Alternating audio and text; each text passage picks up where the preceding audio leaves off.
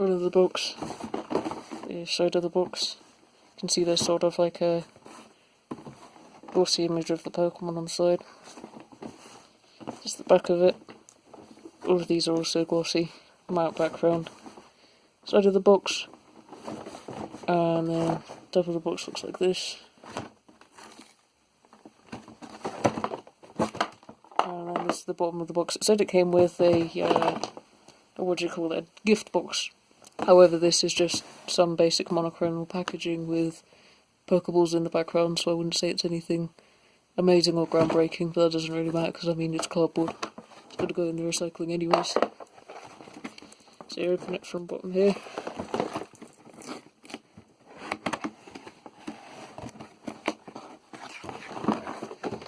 And you pull them out.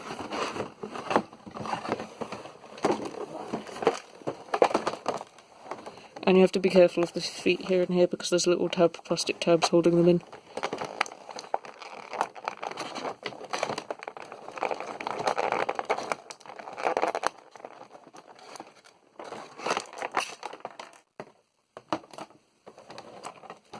Then of course you have this down, which is just rattling around in there.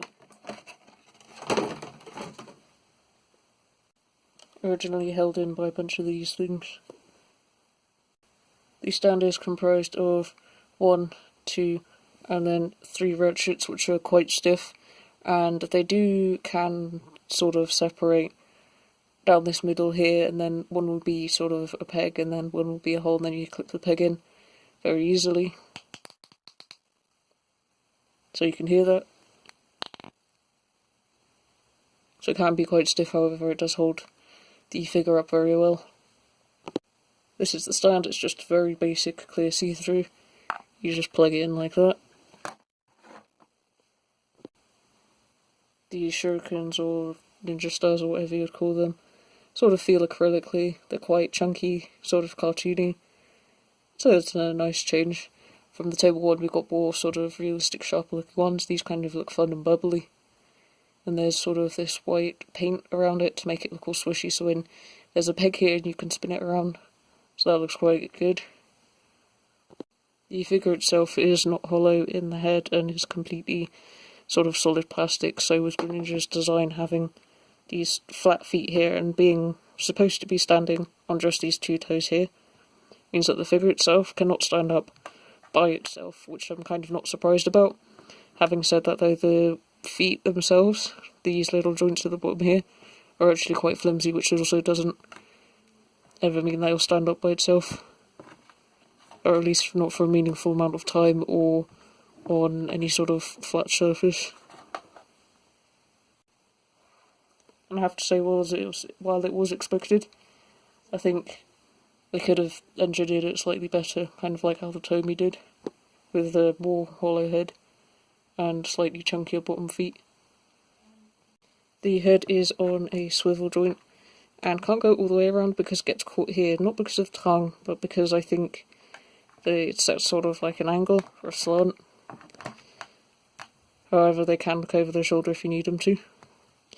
And the shoulders are on a hinge ball joint, so you can lift your arm quite the way up, and then you can lift them down. You can get them at the side, however sometimes it does get caught. So this is what they look like with their hands by their side, or flippers I guess. And what I think they did really well here is the fact that there is a little bit of hyperextension, however there is full range for the arms as it is double jointed, meaning that you can get it to go all the way in like this. It's absolutely amazing. Look at that.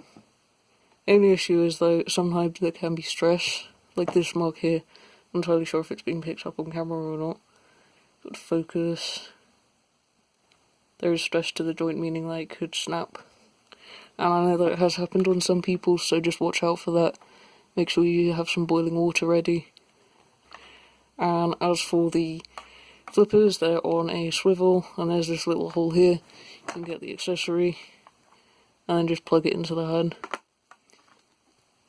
The waist is on a ball joint, meaning that you can actually get backwards like this, which is amazing, so it can go against the tail and then just get stopped because of it, and then can go forwards actually quite a bit, which I think is brilliant. And the tongue itself, what to say, actually I'm not sure if you can hear it, is on a ratchet joint here, which should enable the tongue to be held up more. However, this part here that goes directly into the back of their head is sculpted in. There is another swivel here, another swivel sort of here, and another swivel here. So I think it's brilliant they actually did make the tongue more posable for us. And sometimes this bit can be a little bit heavy to hold up, however it does, let's say the majority of the time. However, I wouldn't be surprised if it got more loose over time. I've heard that floor polish can make the joints more tight though. And over here we have the hip joints, so the legs can go and kick up this far. However, do end up going out a little bit because it is just on sort of a ball joint that's sort of out at an angle, I think, and then can go back this far. They can go out this far, and then can go in that far. There is also a upper arm swivel, and no swivel lower, only at the wrist. The throwing water star things can also plug in like this, and you can spin them. Spinny spin. So you can also sort of change the orientation if you want it to be coming sort of before the attack and then just as you're about to release the attack. His arms can go inwards, not kind of at all, however it can go backwards quite a way, if I can get the hinge to, there we go. And then you can sort of do that anime Naruto run thing, like this, and you even have hyperextension, so you can get the arms to go back even further if you wanted to do something more dynamic. There's also technically no upper swivel, however you can get the upper legs to sort of rotate out this much and this much. It's a very minuscule amount, however it's there, I guess. I have seen people posing Greninja like this to be able to stand, however that would sort of be the equivalent of us standing on our heels, which would be very painful. Knee articulation, I thought it was going to be double jointed, however, disappointment, because it only goes back sort of this far, which is just under 90 degrees. Come on, give us the double jointed knees, it's a frog for God's sake. Anyway, and I would have to say that you do have to be out, there's the legalese and everything with all the information. And I would also say be careful when posing around, because there's like these little indentations here so you can see which way it goes. However, since it swivels like this and then can swivel independently, or I guess what you could call as the ankle, well, you might accidentally end up breaking it if you just sort of snap like that. So be careful when posing. And this actually does have sort of like a pivot, or actually a swivel, should I say.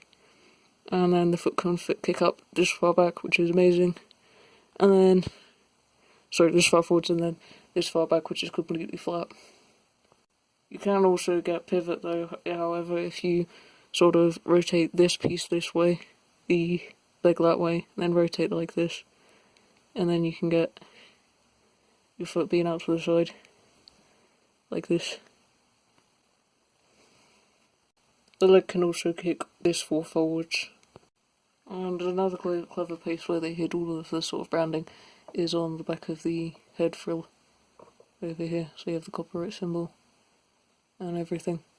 And you plug in the stand out the back here, and it's literally just, you just plug in like so. Like, just get the tongue out of the way. Like so. Yeah.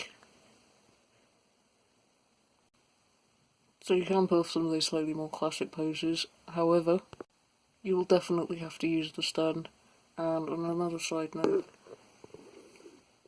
the legs themselves can also be a little bit flimsy, so sometimes I have difficulty standing up by themselves.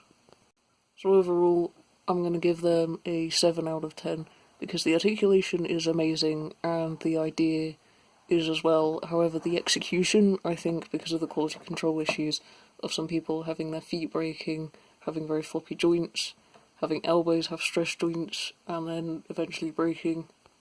Points do have to be deducted, otherwise that would be very unfair. However, I do like where they're going with the series and would love for them to keep this up, because we have not gotten super articulated Pokemon in a while, and the only ones that have been released so far have either had minimal articulation or just a gimmick.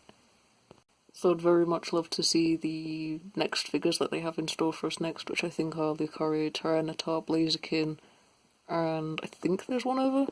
However, I can't be certain. Although to have the quality control issues fixed would also be brilliant.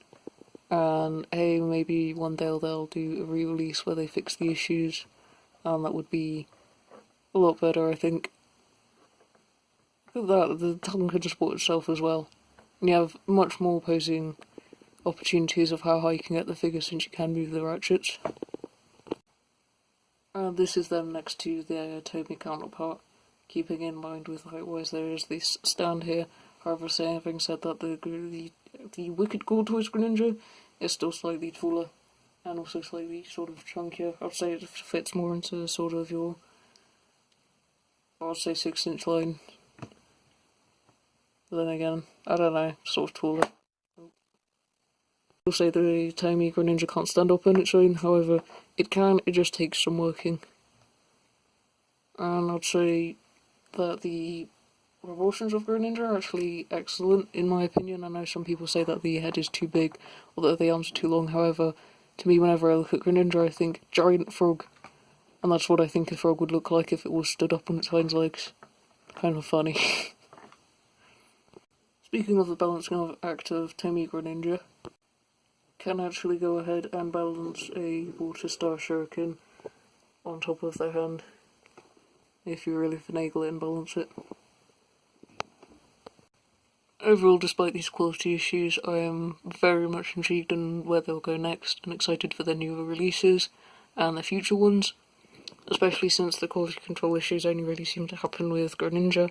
So far, nothing with Articuno, apart from maybe one minor one, which is just the sort of plastic being a little bit lighter. However, I have seen that might just be a problem with my one, so yeah, in the grand scheme of things, that's cool. I mean, obviously it sucks that my one was the one that had quality control issues. Then again, it's better than the whole entire line being affected by it.